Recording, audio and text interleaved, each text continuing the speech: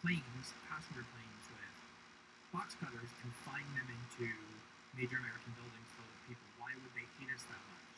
And they had to, the government had to give an answer to that question because people obviously wanted to know the answer. And that was when David Frum, Cheney, and all the people said they hate us for our freedoms.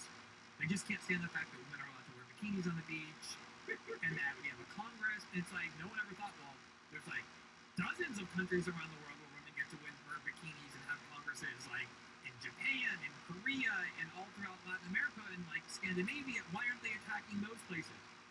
And then Bin Laden wrote a letter in 2002 to the American people saying, here's why there's so much animosity toward the United States. And there was, of course, some appeal to religion in it. I made the mistake of reading part of that letter on the air at CNN at the time, not to make a kind of point, but just because super interesting, you know, and 9/11 changed everyone's life, very much including mine. I lost a friend that day. But just like every American who was an adult on 9/11, so you felt like it was an event that you participated in or it affected you.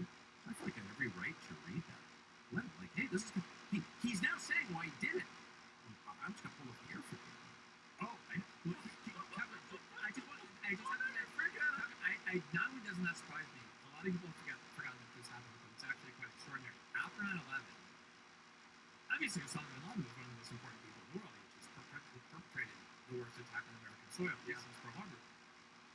And a lot of people wanted to interview him or play clips of interviews. The United States government called all the network news agencies into the White House and said to them, you should not and cannot interview Osama bin Laden or show any interviews with him.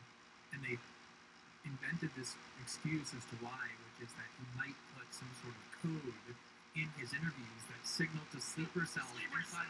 Like he might like wiggle his ear like Carol Burnett did, or like, you know, raise his eyebrows 3 times or blink in a Morse code in a certain way, and the networks all obeyed.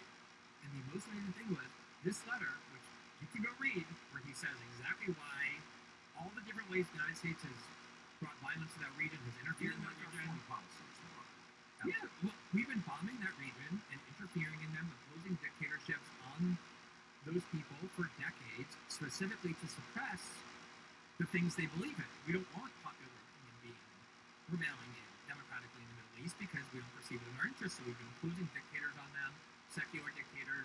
We've been bombing them. We've been sanctioning them. We've been invading them. Of course, we support Israel, which in that region people view as this grave assault on the rights of Palestinians. Well, we put bases in Saudi Arabia, which is the most sacred soil to that religion. We imposed a blockade and sanction regime on Iraq, which Madeleine Albright admitted killed 500,000 children, but nonetheless said it was worth it. So we've been so